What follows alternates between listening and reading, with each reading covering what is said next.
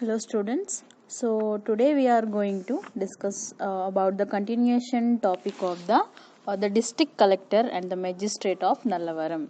Your 17th chapter, the implementation of laws in the district. So in that we was discussing the topic about the district collector and the magistrate of Nallavaram, right? So the continuation part of this topic. So we are going to discuss. So what the magistrate or what is the daily process of her? First of all, what she will do, we will revise once again. She will come to the office at 10:30 every morning, and at 11:30 she have a meeting with the officers of all the departments in the office. And the head of the all the department people, they will come to the meeting, and the collector will ask the head of each department about what is the work is progress is going on in the previous month. And she will ask that what are you facing any problems, did you have any problems in this work. So up to 2 o'clock she will continue the meeting in the afternoon. So after meeting, what she will do, she will go through the files, each file of the each department. She will check the files. If she want to give any comment, then she will give the comment. And or else if she want to order anything, then she will order. So up to 3 o'clock she will do the same process. She will finish, she will completely finish the looking at the files.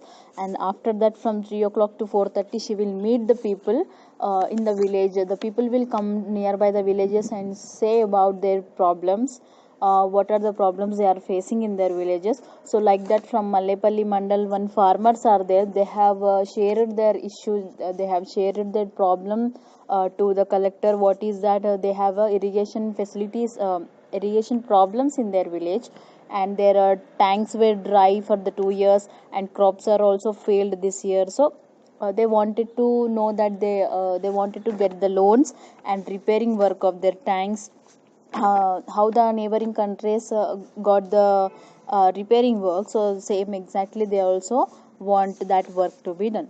So these collector, the Manisha, she told, told to that people that if your village is in state list of drought affected areas, then only you can get the loan. But however, she have sended some of the she have given some of the instructions to the people, and she who are the related to that department, concerned department. So she have given instructions to them to check the village and about the time. So up to we have discussed in last class. So after that, what she will do, we will see. So at 5 o'clock, at early morning 5 a.m. on the next day, on the next morning, the collector received a phone call from a town in where Narsapet Mandal. So at next morning 5 o'clock she got a call. And she got a call from where? She got a call from the town called the Narsapet Mandal. The cotton stored at the Gaining a mill caught fire in the night. So what is the news she got? Whatever the cotton is stored in the mill, it got fired at the last night.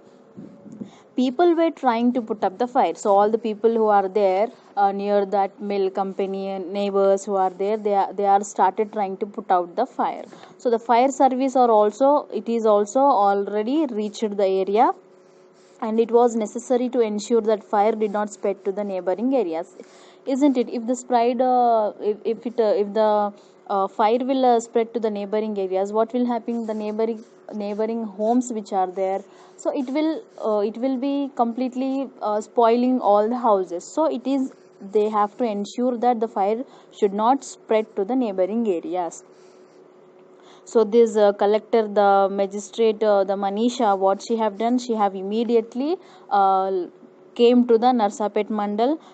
She called the superintendent of police, who is the SP, who is related to that village. She called them, and the civil surgeon who is there, and she meted them and asked them to go along. So she have bring them, she called them and she said to come with her. So the collector reached Narsapet at around 7 a.m. So 5 o'clock she got the news. At 7 o'clock she is at the Narsapet village, and directly she went to that cotton mill.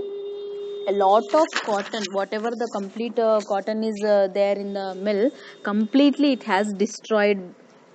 So but the fire was now under control. So after the fire engine also came. So after when the fire engine came, now the situation is that the fire was it is under the control. So the municipal chairman and the police officers were also there. Who are there near the mill?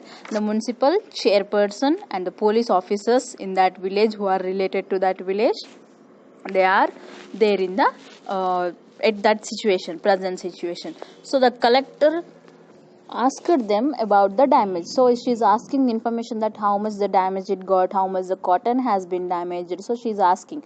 So the chairperson who is there, the municipal chairperson, he told her that two laborers in the mill has suffered severe burns and had been admitted to the hospital. So what he is informing, the two laborers who was in the mill when the fire accident was happened, so they have suffered very lot, and they have got the burns on their bodies, and they had been admitted in the hospital. And a few houses nearby the mill, they have also burned down. So the this collector, the Manisha Nagle, she announced a compensation of 10,000 rupees each to the owners of the houses which were burnt, and promised to inquire into the causes of fire. So what the collector has announced, the collector has given compensation. It is nothing but some amount of money she have paid to them, she have given to them for the houses which are burnt, nearby houses there, no, for that people, for that owners, she have given each, for each house she have given the 10,000 rupees. And also she promised to whatever the damage is got it because of the fire, so she will give the compensation. So the collector, after that, directly she went to the collector visited to the injured laborers who are there in the admitted in the hospital. So she went near them, and she, for them also she have announced a relief payment of how much, 20,000 rupees each to the two laborers. So two laborers has damaged here, no, so for each labor she have given the 20,000 rupees, she have given the relief payment. So after meeting them, she is coming back. So on the way back, she have visited the municipal office.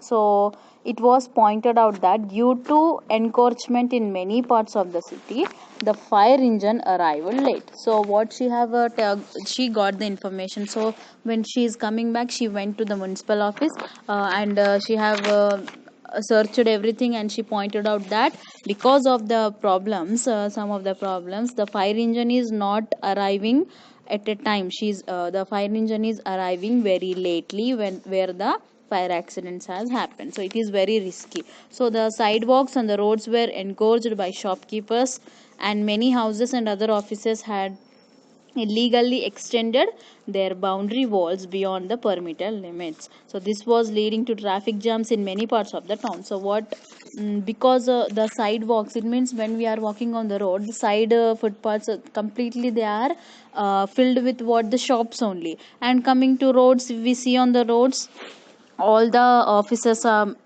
different houses and other offices, boundary walls, they are completely the road is completely covering with these things only. So what is happening, this is leading to the road is becoming small. So in that small road, the vehicles are not able to fit, so traffic is increasing, traffic jams are increasing in many parts of the town. So she talked to the municipal officials who are there, and asked them to take strict actions during the next few weeks and report to her at the next monthly meeting. So what she have given the instruction to whom, she have given the instruction to the municipal officials who are there, and she said that about this you have to take the strict action, and in next few weeks you have to report whatever the situation is going on. In next meeting when we will meet, you have to inform me. So she have ordered it to the municipal officials. And this money, after that, the Manisha Nagle, the collector, she have reached back to the Nallavaram only after it was done. So when she is coming back to her own village, the Nallavaram, already it is dark, it have become the evening, night it has become. So the Nallavaram is it's just an imaginary district we have taken just as an example, that's it, this Nallavaram village. But what you saw the collector of Nallavaram doing is a work that they are expected to in every district. So just for imagination we have taken this example, but in every district the collector will do the same thing. But we also expect that like this, like the Manisha only, our collector should also do in our district same work we will expect in the every district. Next is, now till now we have discussed how the collector will work, how the work will going on in the each district. Now we are discussing about the Tahsildar. It means nothing but MRO. In each village there is a MRO and village revenue officers. It is nothing but VRO. So we are discussing about now MRO and VRO officers. So you may have noted that the Nallavaram district is divided into different mandals, isn't it? We have first discussed, no, it is divided into different mandals. What is that? Nallavaram and Mallepalli, Narsapet and Garipalli. So these are the district mandals it has divided. So there are many villages in each of these mandals. So these are just mandals. So for each mandal again the villages are subdivided. So here in previous map you can see that what the Nallavaram is divided into many different mandals and many villages together form a mandal. So if 10 villages, it will form a mandal, one mandal. So like that. So just like in the district headquarter there are different officers at the mandal also. There are mandal officers of development and revenue, education, agriculture and so on. So in each mandal, like in like the district headquarters will be there, no. So in the same way there are different offices also at the mandal level. So there are different mandal officers, like what, officers of development and revenue department officers, the education department officers, agriculture department officers, like that, so on, etc. Different departments officers are there present here. So among others, the revenue officer keeps the land record. So what is the duty of the revenue officer? He will keep all the land records of the each and every village of their mandal. If you live in a village or own land, you may know that your parents have some record for the land that is owned by them. So if you are living in a village, then you can see, no, you near your parents some records will be there about the land. So your parents keep some records which are the land owned by them. It means if you have your own land, then some records will be there about information.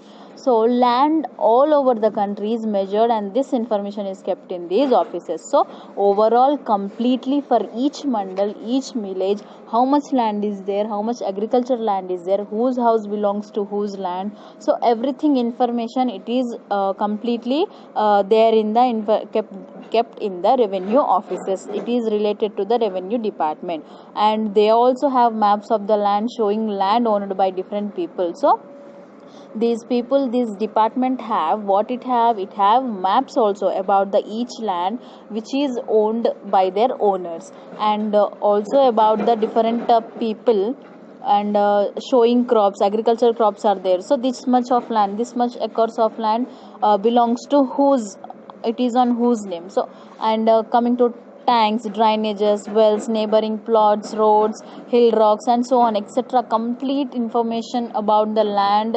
for each village, each mandal, each district, everything the records will be keeping in this department only.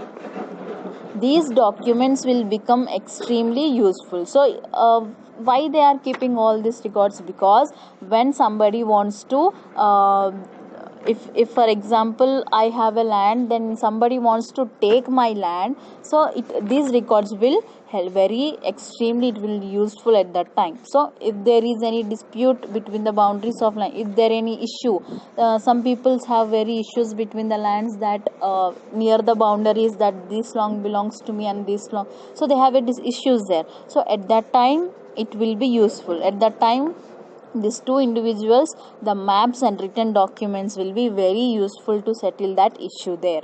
Or if someone buys or sells their land, so this information needs to be written in this office as well. So these maps also have what? These maps also records about the forests which are there, and just uncultivated lands there, no, wherever the grass will be grown completely. So uncultivated land, open area, place. So everything it is recorded. So if someone wants to encourage us into these lands, then what they will do? The government will take action on them. Then it can be evicted. It is the responsibility of the village revenue officers and mandal revenue officers only. So to keep the complete record of the land, whose responsibility here? It is completely the responsibility about the village revenue officer, and at the same time the mandal revenue officers, for to keep completely information about this. So for this purpose, now we got a special services called Me Seva. Now the complete information is recorded in online only. So Me Seva will be very useful. So Me Seva services are utilized, and various certificates are being issued by this center. So they also have the responsibility for updating and issuing ration cards also. So this Me Seva will take all the information about the whose land belongs to whom. So it will keep all the records in their Me Seva. So whenever they want this information, they will inform it, and they will also keep the responsibility of updating all the issues, and all the information, who have purchased this land, who have sold this land. So all the information it will keep the update, and it will issue the ration cards.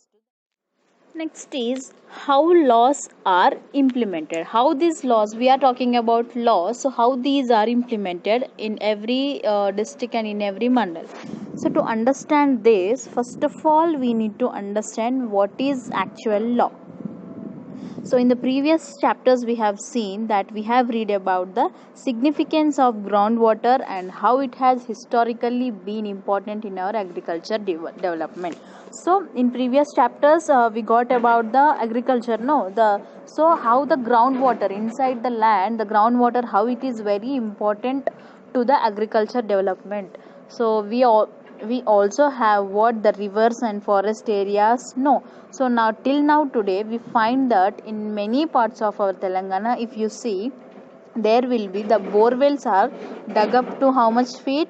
1500 feet or more than that they will feed. For what? For the underground water purpose. They will dug the wells, and what they will do? They will use it for the agriculture purpose. In the long run, it may not be viable to have such system of irrigation or drinking water. So these underground water will useful for what purpose? Such as a system of the irrigation, and also for the drinking water also it will be very useful. So there is an act, Andhra Pradesh Water, Land and Trees Protection Act. We got this act, it came into existence in the year of 2002.